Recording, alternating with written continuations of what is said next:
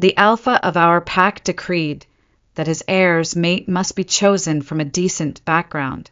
But the next alpha, Defies, chose me as his mate, a slave picked up by a healer. For me, Defies gave up his inheritance and endured 99 lashes, blood soaking through his shirt. Still, he smiled at me and said, "Nancy, don't be afraid. You're the only one I want as my future Luna." Later, the alpha finally relented, agreeing to let Defies and me elope, but Defies had to leave an heir for the family. Since then, the words Defies said to me most often were, "Please wait." The first time, Defies asked me to wait for him to get another Omega pregnant. The second time, Defies asked me to wait again because the first child was a daughter and the alpha family wanted a son. Just when I thought I'd finally endured enough, Defies and Mona's daughter, who had just celebrated her 100-day celebration, suddenly developed a high fever and vomited blood. Everyone believed I had poisoned her. When I was stripped naked and thrown into the freezing ice pond in the dead of night, Defies stood at the edge watching. "I told you to wait," he said, his eyes filled with disappointment. "Why did you hurt my child?" This time, I decided I would wait no longer. Chapter 1, I am willing to leave Defies. My voice was extremely calm, but I have one request. I want you to send me to a place he can never find me. Luna looked at me and smiled with great satisfaction. "Wouldn't it have been better if you had been this sensible earlier? Looks like throwing you in the ice pond once has taught you to be nice. You're nothing but a servant. And you really believe you belong by his side as the future Luna? In half a month, we'll have everything arranged." Alpha's voice was laced with contempt. "By then, you'll disappear from Defies' life." Walking out of the chamber, I stood at the entrance, my fingertips trembling. Across the way in the crystal chamber, Defies was playing with his daughter, Mona leaning on his shoulder, smiling gently. A family of 3, a picture of happiness. I stood there, my heart feeling like it had been ripped out. Nancy is back. Mona saw me first and immediately sat up straight, looking nervous. Defies almost reflexively handed the child to the servant. "Take her upstairs." His guarded gaze pierced my heart like a knife. He was afraid that I would hurt his baby. The man who once said, "I only want a child born from you," now guards against me as if I were a murderer. After the child was taken away, Defies walked over, reaching out to check my body. "You're back? Did the ice pond hurt you?" Looking at the man who had once taken 99 lashes for me, I felt a pang of grief and turned my head to avoid his touch. He frowned slightly and explained, "Nancy, in that situation, the more I protected you, the harsher they would punish you. And we're leaving soon. I don't want any complications. Besides, the child is innocent. Why would you? I told you it wasn't me." My eyes suddenly reddened. Defies seemed taken aback by my intense reaction, and after a moment of hesitation, he softened his tone. All right, it doesn't matter anymore. I'll forgive you." "Forgive me?" These words felt like ice picks stabbing into my heart. He still doesn't believe me. Seeing the atmosphere becoming tense, Mona walked over, patting her belly and feigning sincerity. "Nancy, I also want to apologize to you. I was too anxious at the time. You don't have children, so you probably don't understand the feelings of a mother." Mona raised her hand and smoothed her hair. The wolf tooth bracelet on her wrist gleamed warmly in the light. My pupils constricted sharply, and I grabbed her wrist. "Where did you get this bracelet?" "Mona likes it, so I gave it to her." Defies pulled my hand away. "What are you shouting for? What if you scare the baby in the belly? Didn't you say this was passed down to the next Luna?" My voice trembled. "She wanted it, so you just gave it to her? What am I then?" I reached out to touch the bracelet, but Mona suddenly staggered backward, clutching her belly and crying out in pain. My stomach, Nancy." Defies pushed me away immediately, his eyes chillingly cold. "She's carrying my child. Haven't you caused enough trouble?" He pushed me rudely, and I was slammed hard against the corner of the table. But Defies didn't even look back. He picked up Mona and rushed out. Defies' Mona leaned in his arms, crying weakly. Will the baby be okay? Don't be afraid, I'm here. Blea's voice was sickeningly gentle. You'll be fine, and the baby will be fine. Chapter 2. As Blea's carried Mona out of the room, I was still collapsed on the floor, the blood from the back of my head streaming down my neck. I stared after him. He was so hurried, so frantic, without even turning his head to me once. I was in excruciating pain and suddenly remembered that, in the past, Blea's had been just as anxious about me. At that time, I was still a slave in a healer's house, wearing a simple ponytail, without makeup, pure and refined. Blea's stopped when he first saw me, staring intently, his pupils turning red. As he approached, his fangs brushed lightly against my neck, but he paused, his breath lingering there, as if just the scent of me was enough to make him lose control. Finally, he reached out his hand to me and said, "Come with me. You'll never have to be a slave again." Although I was a slave, I was not one to be manipulated. I paused, suppressed the restlessness in my heart, and directly pushed his hand away. "No, thank you, sir. Being a slave is my destiny." He gazed at me silently for a long time, then embraced me again. His arms were strong and warm. "My name is Blea's. I'll come tomorrow." Blea's?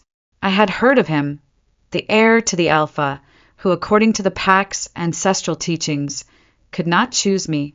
But the next day he indeed came, surrounded by a pack of wolves, standing in his opulent attire next to the dilapidated thatched hut, completely out of place. My master, healer, Bob, was frightened and wanted to give me directly to Blea's, but Blea's refused. He said he would pursue me sincerely until I was willing to be with him. For 3 months, to pursue me. This sole heir did many outrageous things. I refused Blea's roses, so he had the wolf pack bring me precious medicinal herbs every day. I avoided Blea's, so he built a magnificent house for me next to the healer's thatched hut. I said we were not of the same world. So Blea's squatted beside the bonfire where I was brewing elixirs and personally helped me add firewood. Blea's came to find me for 3 whole months. I refused once, and he came a second time, a third time, a fourth time. It's not that my heart wasn't moved, but I was too aware of the gap between us, so I couldn't and didn't dare to be moved. Later, I finally agreed to Blea's because, while gathering herbs in the mountains, I accidentally lost my footing, and in order to catch me, his back was scratched by devil vine, leaving a long scar. At that time, Blea's was sweating profusely from the pain, but he still smiled and said to me, "Nancy, you owe me a life now, and I'll be waiting for you to repay it with the rest of yours." I burst into tears, hot tears falling onto Blea's palm. And now I looked down at the blood on the floor and suddenly laughed. As I laughed, tears streamed down my face. I went to the healer's grove alone. After the wound was treated, I was still so dizzy that I could barely stand. As soon as I stepped out of the grove, someone suddenly grabbed my wrist violently. "Nancy!" Blea's voice was laced with anger. "Mona almost had a miscarriage, and you still won't stop chasing her all the way to the healer's grove to cause trouble?" I turned around and saw his tightly furrowed brow and the coldness in his eyes. Blea's was dressed in a suit and tie, as always aloof and dignified, but he still carried the scent of Mona's perfume. My voice was so soft that it was almost inaudible. "I didn't come to find her." I slowly raised my hand and pointed to my bandaged forehead. I was injured too.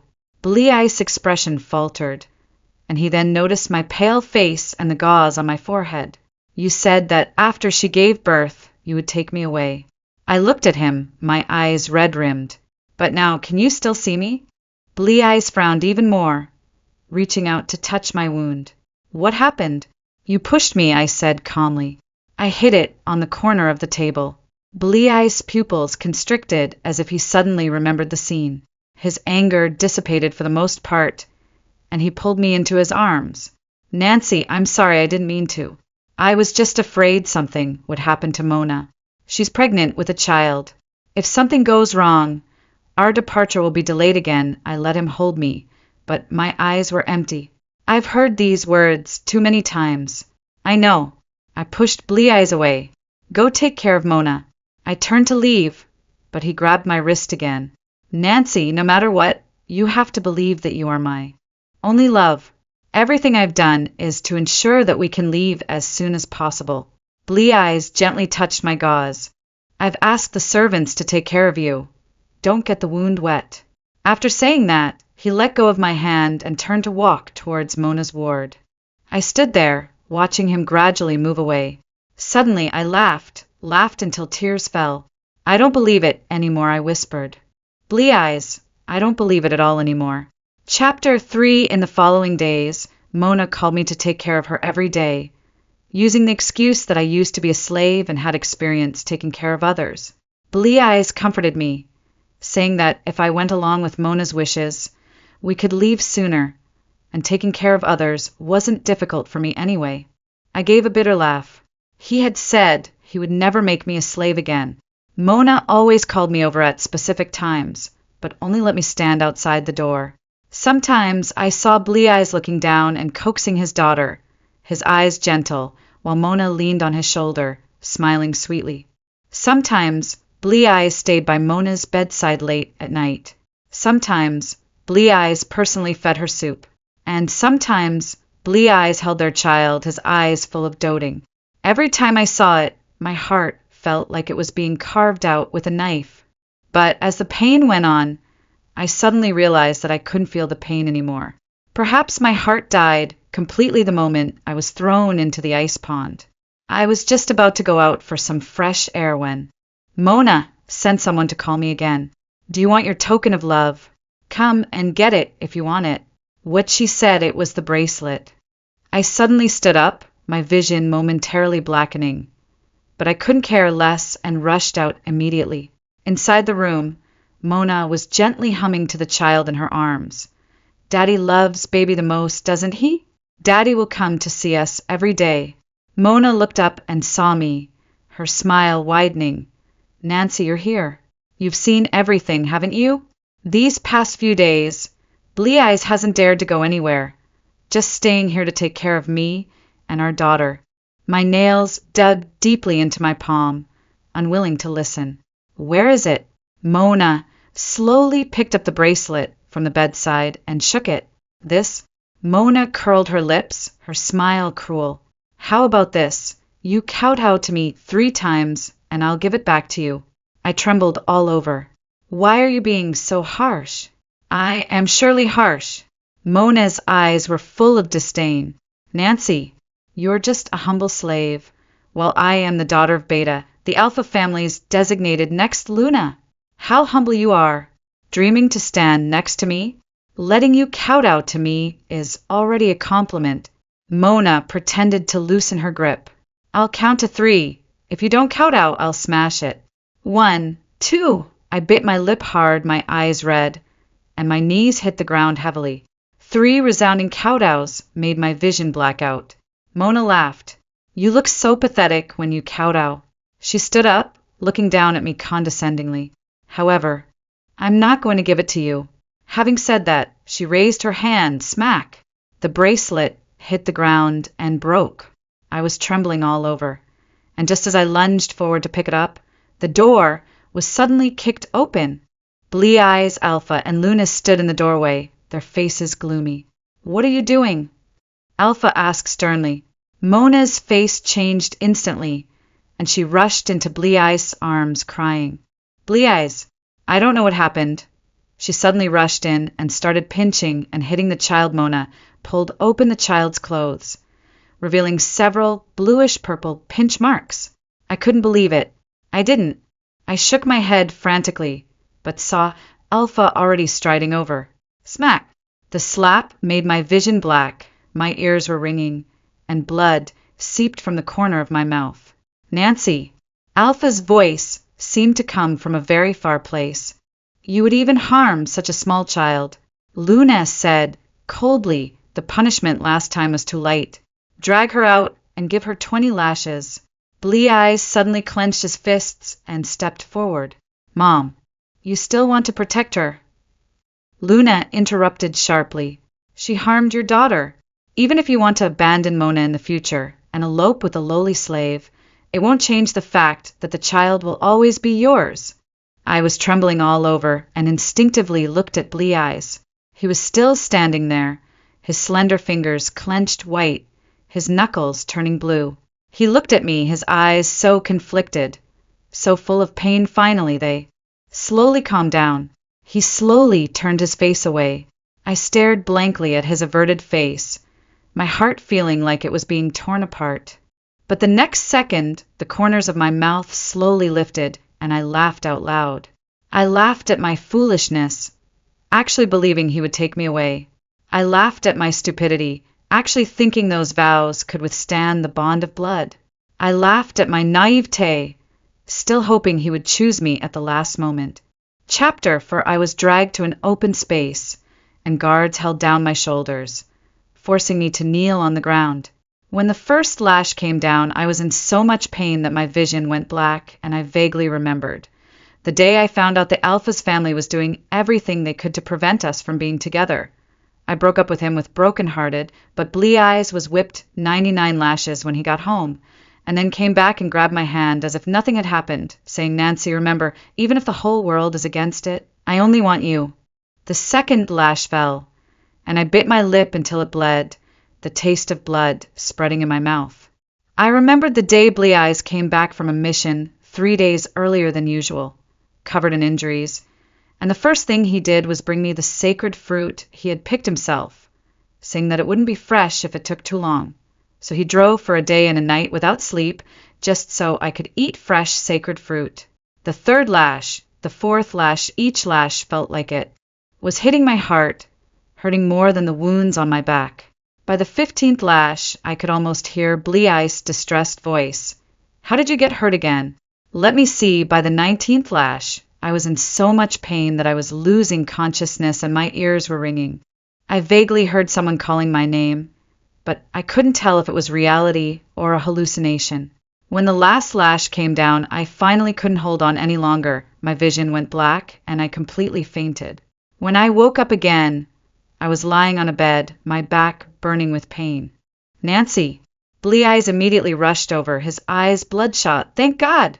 You are awake. Does it still hurt?" Looking at his anxious appearance, I suddenly felt a little dazed. In the past, when I had a fever, he would also stay by my bedside like this, never leaving my side.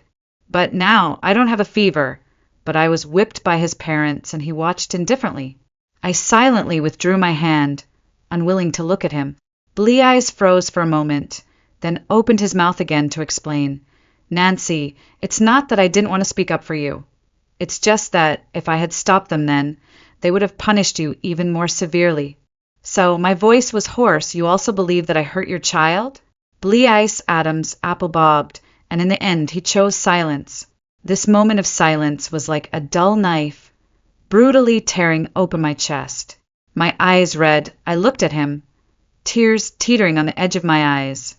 "I'll just ask you one question. Do you believe me?" "Nancy," he frowned slightly, his voice tight, his tone subtly carrying a hint of anger that even he didn't notice. "The evidence and witnesses are all there. How can you expect me to believe you?" I said, "Just wait until this period passes. Why did you have to cause trouble?" My tears suddenly fell. I thought I wouldn't feel pain anymore, but my heart still ached as if someone was tearing it apart.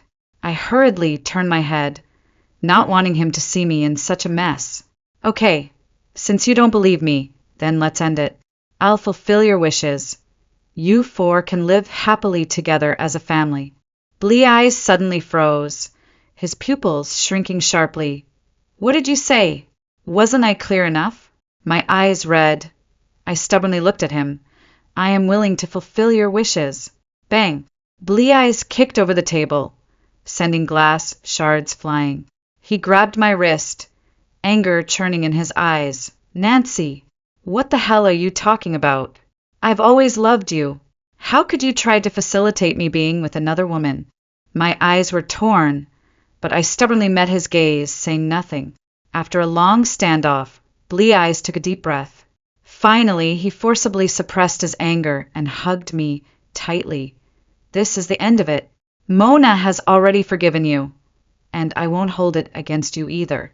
But remember," he tightened his grip, You mustn't say you're leaving again. Everything I'm doing is to elope with you." I didn't tell him that I had already decided to leave.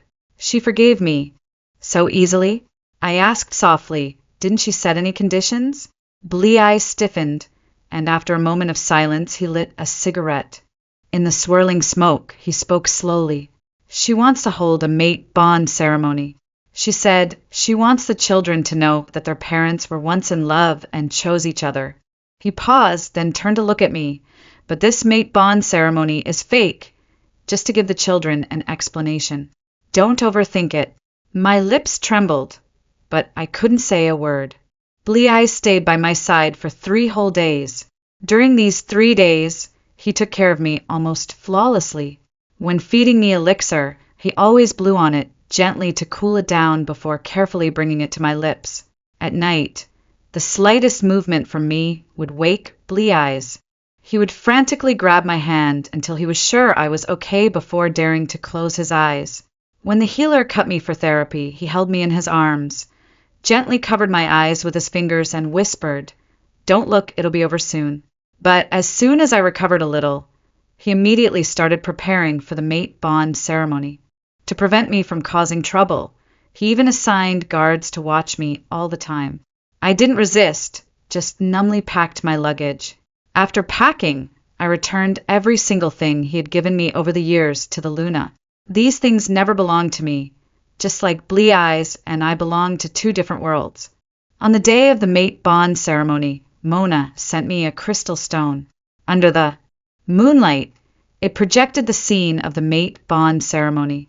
Blee-Eyes, wearing a suit, gently placed a ring on Mona's finger.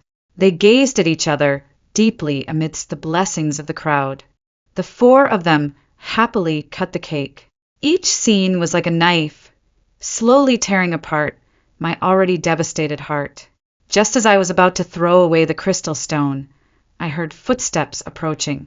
The Alpha and Luna appeared, their eyes cold. "The procedures are all completed. You will now leave with the escort team." Luna handed over a certificate. "We guarantee that as long as you leave, he will never find you." I silently accepted the certificate and picked up the luggage I had packed earlier. When I walked out of the chamber, the moonlight was perfect. I didn't look back. I followed the escort team leaving away. I didn't say goodbye to Blee-Eyes, because for the rest of my life we won't meet again, never and ever. Chapter 5 Blee-Eyes POV. My fate mate bond ceremony was incredibly resplendent. In the lavish and bustling banquet hall, the lights were dazzling. Glasses clinked, and the aroma of wine overflowed from the colliding glasses, drifting among the noisy crowd. It was just a fake mate bond ceremony, but still held on such a grand scale. People treated it as a real mate bond ceremony, sighing that Mona had it tough and finally married the next heir because of her son. When I heard these words, I was a little displeased, but there was nothing I could do. I was extremely opposed to holding this mate bond ceremony from the beginning, even if it's fake, because I only want to marry my love Nancy in this lifetime. I only want her to be my mate. But my parents were forcing me to choose Mona as my mate, threatening me with their lives. When I was in a dilemma, Mona appeared, helped to smooth things over, saying that she had been living in my chamber for over a year without any commitment, and after giving birth to a daughter, she was pregnant again to give me a son. Mona doesn't ask for anything. She only asks that I hold a fake mate bond ceremony with her so that our children will know in the future that their parents used to love each other and were bonded.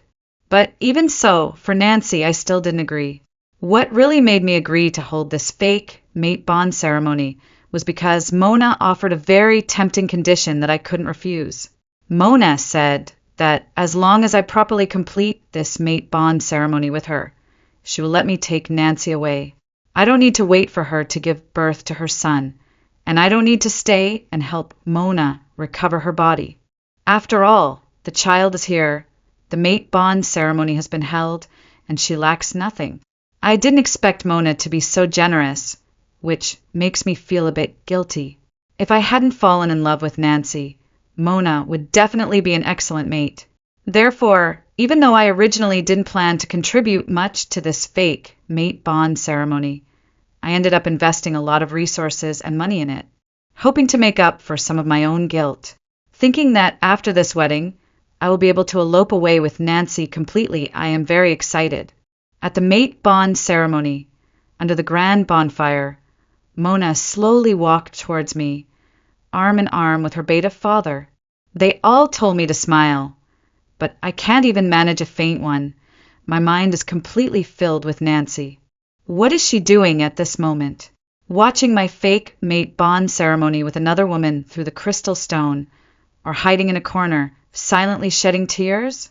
Either way, it makes me feel so suffocated that I can barely breathe. Because it was a fake mate bond ceremony, many steps were skipped. I don't remember what I was doing. I only remember the elders' final words. The mate bond ceremony is complete. At that moment, my eyes suddenly brightened, like a caged beast finally welcoming permanent freedom. I didn't care about Mona's surprised cries, my parents' shocked screams, or the guests' confused murmurs. I rushed out of this cage that imprisoned me, threw off the suit jacket that bound my movements like shackles, and ran towards Nancy as fast as I could. I ran faster than I ever had before, my eyes fixed straight ahead, my mind focused on one thought: faster, even faster! Hurry back, and then take Nancy away from here completely, to live a life with only two of us. Seeing the chamber, I didn't stop. I slammed the door open and strode into the chamber. Nancy, we can leave right now, I said excitedly as I pushed open the door to Nancy's room. But in the next moment, what I saw froze me. Chapter 6 Bleeye's POV. The room was still exactly as I had left it.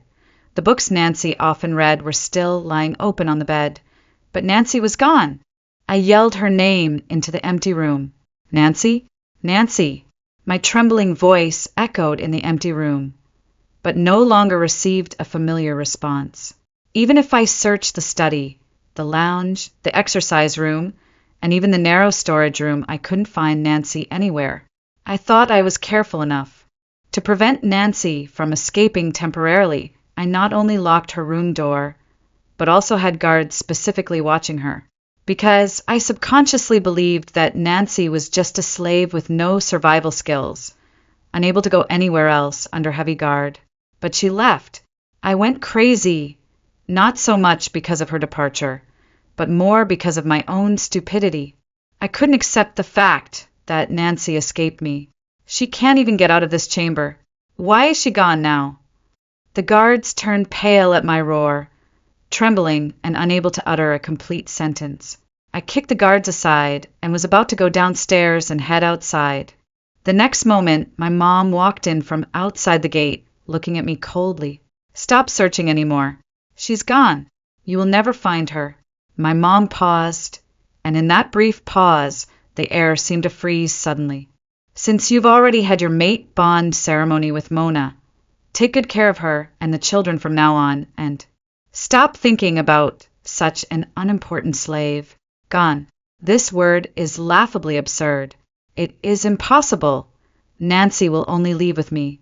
That's what she promised me from the beginning. Nancy loves me so much that she lowered her standards step by step to wait for me, even allowing me to have children with other women. If she were truly going to leave, she would have cruelly left me when I compromised with my parents and said I would have children with Mona, instead of softening and staying, waiting for me all these years. Did you and Dad force her to leave? I already promised you that I would have children with Mona, and I also held a mate bond ceremony with her. I agreed to everything you wanted. So why are you still driving Nancy away? My voice suddenly rose, venting all the anger that had been suppressed in my heart for a long time. The surroundings suddenly became deathly silent, so quiet that only my own drumming heartbeat and rapid breathing remained. This sound was infinitely magnified in the absolute silence, deafening, but instead highlighted the maddening emptiness of the room. In this suffocating silence, my mom didn't say anything. She just stepped forward and handed me the farewell letter Nancy left behind. We didn't force her to leave. She took the initiative to leave. As for the reason, you'll know once you read it. I paused for a moment before turning my gaze to the letter Mom handed over. It was indeed in Nancy's handwriting. Chapter 7 Bleeye's POV. I held the farewell letter Nancy left behind and read it again and again. I recognize every word, but I can't understand the meaning. The paper trembles between my fingers, making a soft, rustling sound. A sudden, uncontrollable, metallic sweetness surged in my throat, and the world before my eyes abruptly began to twist and spin, colors peeling away, and sounds fading into the distance. The solid floor beneath me felt as if it instantly collapsed and melted, transforming into bottomless, icy, and bone-chilling quicksand. I am being silently and irresistibly swallowed and sunk by this quicksand, falling straight down into an abyss with no light, no echo, and only boundless cold. My world completely plunged into darkness. Bleeyes, quick, call a healer. Overnight, my family produced another new joke. Yesterday, I left my mate behind at the mate bond ceremony, and today I'm desperately trying to get rid of my mate. My room is already a complete mess. I've smashed everything that could be smashed to pieces. I coldly watched my parents, who were filled with anger, and Mona, who was holding her daughter and about to faint from crying. The hand holding the knife gripped it even tighter, and the blade sank a little deeper into my wrist. Let me go. Let me find her, or we'll all die together. Even though I had read the letter repeatedly, I stubbornly believed that Nancy had been forced to leave by my parents or even Mona. Originally, I planned to find Nancy as soon as I woke up, elope with her, and never return. But my parents stubbornly prevented me from leaving, even temporarily paralyzing me with poison. They even had Mona bring the child to persuade me to stay. If Nancy were still here, I might have hesitated a little. But now she is gone, I have become surprisingly assertive, completely different from the way I used to constantly endure for Nancy. You bastard, put the knife down. Are you trying to drive me and your mother to our deaths? Bleeyes, please stay for the sake of our child, okay? Everyone in front of me was pressuring me for various reasons, forcing me to calm down. I finally broke down, shouting uncontrollably, "You're forcing me to raise a child born from someone I don't love, and to live a bonded life I don't like. Did anyone consider my feelings? Did anyone think about Nancy's feelings? You already forced me to die once. I didn't want to have sex with her back then, but you poisoned me. This is all your fault now. And this child is not what I wanted." I had said that I really didn't want to touch Mona back then, and even felt disgusted being in the same room with her. But my parents were desperate for a grandchild, so they colluded with Mona to poison me. The first thing I wanted to do upon waking was to strangle Mona. But my parents and Mona cried and begged me, saying they were old and just wanted an heir. They said I couldn't be so selfish, only thinking about taking Nancy away and leaving them with nothing. Later, Mona also knelt down and begged me, saying she had liked me for a long time and didn't want anything else, willing to bear my child. She said she would help us leave as soon as the child was born. In the end, my parents threatened me with their lives, and even Nancy's. I was completely cornered and had no choice but to compromise. But their hearts grew greedier, saying that a daughter was too lonely and couldn't hold power in the future, and that I should have a son. They pushed me to compromise step by step, driving me crazy. Now I had finally found release. They had driven away the one I loved. How could I accept this? Bleeyes POV end. Chapter 8 Through the crystal stone that Mona sent me. I saw the aftermath of Bleeyes and Mona's situation. After watching, I was filled with complicated emotions. After all, in my memory, although Bleeyes didn't love Mona, he still treated her relatively well for the sake of the two children. But I had only left for a short time, and the two of them had ended up like this. However, this has nothing to do with me anymore. After all, I still have my own things to do.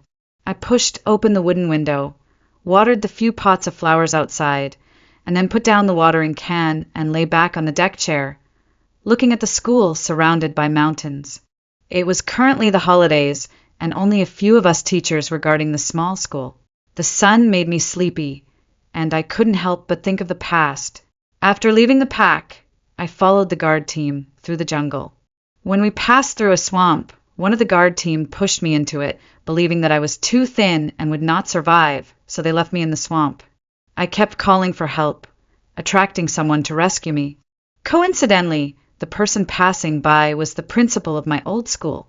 The principal asked me what happened. I opened my mouth, not knowing how to start. After leaving school, I was an orphan, a rogue. I was on the verge of starvation when Bob took me in and saved my life. The principal has always had a hard time, and I didn't want to say anything to make her sad. So I changed the subject and asked her why she was there. That's when she told me that the school was too poor and remote, and many teachers were unwilling to come and teach the children. The children were struggling with both their studies and basic needs. So the principal traveled all over the packs, hoping to find investment or teachers willing to teach the children. Listening to the principal's helpless voice, my heart was filled with pain. My parents died when I was young, and I could say the principal helped me grow up. Over the years, I was afraid of causing trouble for the principal, but seeing her current situation, I thought I might be able to help her. I immediately decided to go back to the school with the principal and become a teacher. And so, by chance, I perfectly missed the people Blee Eyes sent to find me. Moreover, I never mentioned my past to Blee Eyes. Blee Eyes only knew that I was an orphan and nothing else. So, hiding back in my born forest was my best option. That way, no one could find me. Before leaving the pack, Luna gave me $1 million, and I donated all of this money to the school. Because of my funding, the school was rebuilt and renovated, and many new teachers were recruited. Tonight, these new teachers are inviting me to go up the mountain to pick mushrooms and dig bamboo shoots to have a wild vegetable hot pot for dinner. On the way to the mountain, my good friend Looney took my arm and chattered about recent events at the school. I heard that the principal recently received investment again. It seems to be from a pack far away. The investor is called Blee Eyes. I heard he's the heir of that pack. They're sending someone to the school for inspection next week. Nancy, are you going then? After I gave the principal all the money, the principal used the money to repair the school and recruit teachers. For future sustainable development, the principal continued on the road of attracting investment, going everywhere to find caring packs and to persuade them to donate. But it was not so simple. 3 months passed, and the principal only found 2 investors, one of whom was Blee Eyes. To ensure a smooth evaluation by the visitors, the principal chose teachers who were both meticulous and articulate to accompany them. I was the principal's first choice, but I declined when she approached me. I won't be going then. I have other things to do. This news felt it was a pity. Oh, I heard this Blee Eyes is handsome and wealthy, the heir to their pack. And you're so outstanding. If Blee Eyes comes, what if I knew Looney meant it well, so I wasn't angry? Looney came from a small forest and only cares about school matters. She doesn't know about what happened between Blee Eyes and me. Besides, I only just managed to move on from what happened before, and I really don't want to go through another fruitless romance. So I smiled and patted Looney's arm. I'm not thinking about love. I just want to teach these children well, make them strong enough to be independent. When I mentioned the children, Looney shifted the topic back to them. Chapter 9, after dinner. Everyone cleaned up and dispersed. Just as I was about to return to my room, the principal called me. Nancy, I want to talk to you. A moment later, I was holding the principal's arm as we sat together on a bench in the corner of the playground. Nancy, are you really not going that day? The principal's words were filled with regret. She had watched me grow up, and in her memory, I used to love joining in the fun. Now I am almost unrecognizable. Moreover, I had already left, and now I've returned for the sake of this school and donated all my money to it. It would be much harder to leave again if I wanted to. So, when she learned that someone was coming to evaluate the school, the principal was very excited. She even immediately thought of me when choosing teachers to accompany the visitors around the school. The principal thought that if I went and was praised by the visitors, I might be transferred to another, better school and have the opportunity to see more of the world. The principal said that I was still so young and shouldn't waste my youth in this small school. I appreciate the principal's kindness, but I won't be leaving. I still use those same words to reject the principal, saying that my heart only wanted to stay here and that this was where I grew up and I liked this place. What's more, I don't want to see him again. This is the fundamental reason why I don't want to go. I don't want to see the person who repeatedly deceived and hurt me for Mona. Never seeing each other again is the final between us. The principal sighed deeply, her eyes filled with regret. But in the end, she chose to respect my wishes. Just as the principal was getting up to leave, I still called out to her. Please help me cover things up when visitors come. If Blee Eyes really comes or actually sees me, then it'll be troublesome. The principal didn't turn around, just waved her hand. Don't worry, I know what I'm doing. A few days later, Blee Eyes' team appeared on the winding mountain road, and just before they entered the mountains, Looney and I went to the neighboring mountains to collect some necessities. What I didn't know was that Blee Eyes really came in person.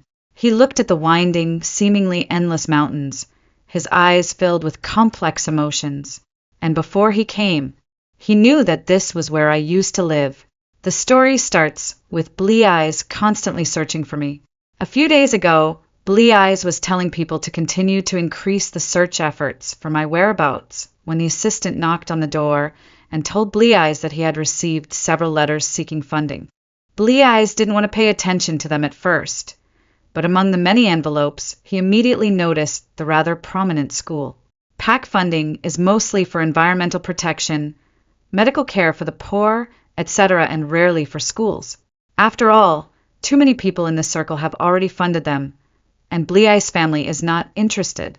It's better to use money to do other public welfare that needs money more. But just as Blee Eyes was about to ignore it, he suddenly thought of something and asked the assistant for my hometown address. The assistant paused and asked Healer Bob for detailed questioning. Bob racked his brain and remembered that I said the name of a school when I was talking in my sleep, which was exactly the school on the envelope. Blee Eyes immediately didn't care about anything else and sent someone to contact the principal of the school to say that he wanted to conduct an investigation and discuss the specific details of the investment. And the reason Blee Eyes did this was to ask my whereabouts from the principal. Blee Eyes always thought I was an orphan with no relatives or friends, so he never considered looking for me in that direction. Now Blee Eyes knew that I had close relations, and he thought maybe they might know my whereabouts. After all, I value relationships so much that it's impossible for me not to contact these people. So, a week later, Blee Eyes' team appeared here. After several days and nights of trekking, Blee Eyes and his team finally arrived at the school I used to attend. Blee Eyes looked up at the renovated school. Even though the school had changed a lot, the dilapidated state under the new facade was still visible. And I stayed in such a harsh environment for more than 10 years. Chapter 10 in an instant. Blee Eyes' eyes filled with a trace of heartache. The entire inspection and negotiation went smoothly. Blee Eyes immediately decided to donate $1 million annually to the school starting next month, requiring that all students achieve a grade of B or above in all subjects. If students drop out for non-medical reasons, or if grades decline for 3 consecutive years, Blee Eyes will immediately stop all funding. The contract was signed smoothly, and the principal and accompanying teachers enthusiastically invited them to eat in the school's newly built cafeteria. It was late at night when I returned with Loney. I thought that even if the inspection took a long time, Blee Eyes and his team would leave that day. But when I went back to the school, I saw Blee Eyes' familiar back at a glance. I was too familiar with that back then. We had explored many forests together. He had prepared all kinds of surprises for me, and we had even made love passionately. But later, the same person did everything with another woman that he had done with me. As I withdrew my gaze and was about to continue walking into the school, Blee Eyes suddenly turned around and ran towards me. Without warning, without any expectation, 2 people who thought they would never meet again suddenly met like this. Time suddenly froze at that moment. The earthy smell of the rain-soaked soil disappeared, and the blurred voices of children playing on the distant playground disappeared. All that could be heard was the frantic beating of Bleeye's heart and his rapid breathing. Nancy. Bleeye's tone was filled with surprise, as if he hadn't expected to see me here. Although it's only been 3 months, I'm completely different than before. The waist-length hair I once had is now a neat, shoulder-length bob, and the white dress has been replaced by a faded shirt and jeans. The smooth skin that Bleeye's painstakingly helped me to lighten is now rough. It's a wonder Bleeye's could even recognize me like this. I looked at Bleeye's too. I clearly hadn't expected to see him here. Seeing Bleeye's, the grief I had buried deep in my heart surged back, constricting my throat like a snake, causing static to flicker at the edges of my vision. My memories rewound, and the painful past replayed in my mind. After a long silence, my voice carried on the wind. Bleeye's, why did you come looking for me? There was no sadness, no excitement, just a very calm tone, but Bleeye's hurt. Expression made it seem like I had stabbed him in the chest with the sharpest knife. Why did I come looking for you? Because I wanted to know the truth. Bleeye's approached me, his eyes red, shaking my shoulders with both hands. His grip was too strong. I couldn't break free and could only listen to his hysterical shouts. Why did you suddenly leave me? Why did you leave without saying goodbye? Why didn't you let me find you? I was frightened by him and began to tremble. Ignoring my struggles, Bleeye's pulled me into his arms, rested his chin on my shoulder, and gently asked, "And do you still love me?" I didn't respond, only wanting to push him away. This embrace now felt nothing but unfamiliar to me. After a long time, Bleeye's finally said, "I want to take you home." Bleeye's talked about how he discovered Mona's vicious true facts, that she was pregnant with another man's child and had bribed the guards to kill me, and how he dealt with her and the child. Bleeye's said that he and his were regretful. Bleeye's talked about his madness and despair during the past few months of searching for me. I struggled to suppress the tremors throughout my body, not out of pleasure, nor out of sorrow, but because the long-delayed truth suddenly tore open the scab, revealing the unhealed, rotten flesh beneath. It's too late. Everything is too late. I've long since passed the point where I needed the truth to be revealed, nor do I need Bleeye's redemption or regret. Bleeye's, I can't go back with you, and we can't go back to how things were. There's nothing wrong with you bowing to your parents and compromising, or with having a child with Mona. Your mistake was building a new family with another woman while giving me empty promises, wasting year after year of my youth by your side. Back then, when I saw you and her being intimate, I always wondered if I was the one who wasn't loved. No, Nancy, you are the one I love the most. Bleeye's denied it repeatedly, instinctively reaching for my hand, but I dodged him. But that's the reality.